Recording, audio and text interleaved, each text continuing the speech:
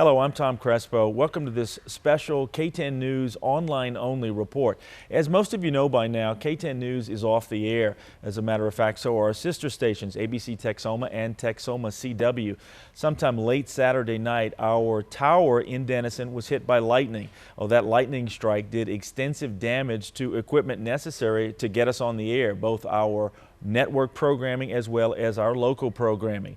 KTEN News' Aaron Jones has more on what happened. Phones have been ringing off the hook at KTEN TV. Well, unfortunately, we got hit by lightning over the weekend. It was a very bad hit. And engineers have been working around the clock. It was about midnight Saturday night. I received a call from Master Control that we had suffered a lightning strike at the station. He explained it as something flying across Master Control. It turned out to be a equipment panel that actually was blown off. They say lightning struck the top of our tower and took out several key pieces of equipment, including our tower cam. We have parts coming in. Unfortunately, when we ordered yesterday, Sunday, they couldn't ship until today, so most of that important gear is going to be in tomorrow. Since Sunday night, we've been able to get full network programming off our NBC stations, but unfortunately we're only getting limited programming on the CW Texoma and on ABC Texoma. As of Monday afternoon, we're back on DirecTV, Dish, and Cable One. Engineers are working hard to get all systems back to normal, but they say they still have a lot of hard work ahead of them. Just want all of our viewers to know that we are dedicated to restoring all of our broadcasts here at KTEN, and appreciate your patience. We appreciate all the calls that we've been receiving. Rest assured, again, we are working virtually overtime, nonstop, to get the power back to all of our stations.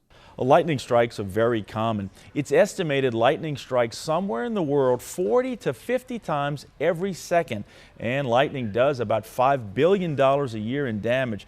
But not all lightning strikes are the same. Some are much more powerful and do much more damage than others. KTEN meteorologists Alan Mitchell and Kathy Evans are here to explain. Lightning strikes are of a negative charge, and they average, say, 20 to 30,000 amps in intensity, but occasionally, about 5% of the time, you can get a positive charge, and those can average 300,000 amps, or about 10 times as strong, and we suspect that probably it was one of those positive charged lightning flashes that struck us Saturday night. As a matter of fact, here's what it struck to begin with. This is the casing for our tower camera, and you can see there's actually, these are already there, but there's one big hole right here in the middle where the main flash struck, and then one over here to the left where a leader, or rather a branch of it struck. So you can see it burned. It traveled down the wiring from 200 feet up the tower, blew the ground strap off. It was grounded, but the lightning flash was so intense that it actually blew the ground strapping off, and then traveled inside our master control facility, frying literally hundreds of thousands of dollars pieces of equipment. That's one thing that's taking so long to get this problem repaired is there's a lot of equipment that has to be ordered, delivered, and then installed. So our engineers are working around the clock to try to get this problem resolved. We appreciate ever so much your patience with this, but again, it's a very rare situation to see something like this happen. Sure is, and everybody was talking about the roaring thunder too that they heard that Saturday night around midnight, especially around Grayson and Bryan counties. We had a lot of reports on our Facebook page especially, and that roaring thunder we really attribute to winter time.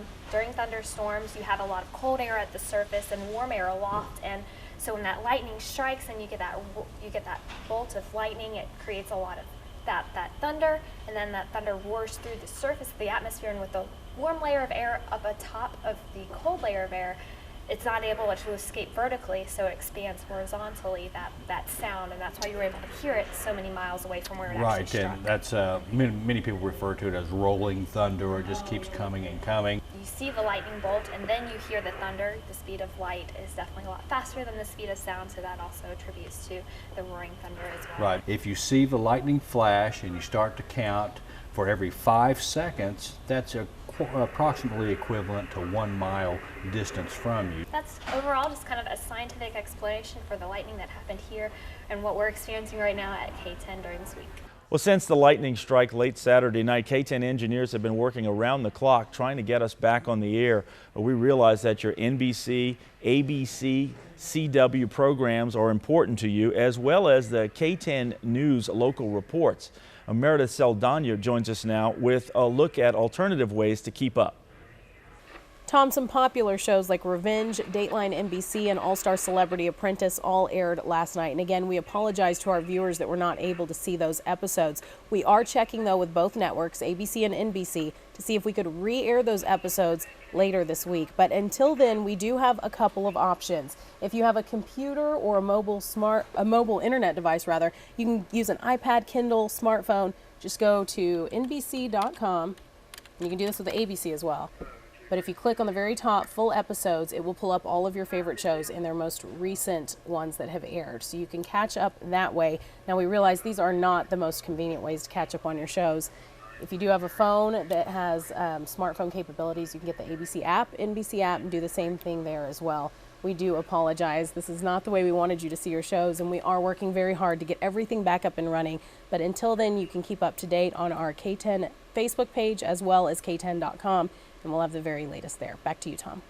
Again, we apologize for any inconvenience that this broadcast interruption has caused. And again, rest assured that we're working as hard as possible to get our programming back up and running as quickly as possible. In the meantime, you can keep up with our Facebook page and KTEN.com for the latest news, sports, and weather. Have a good day.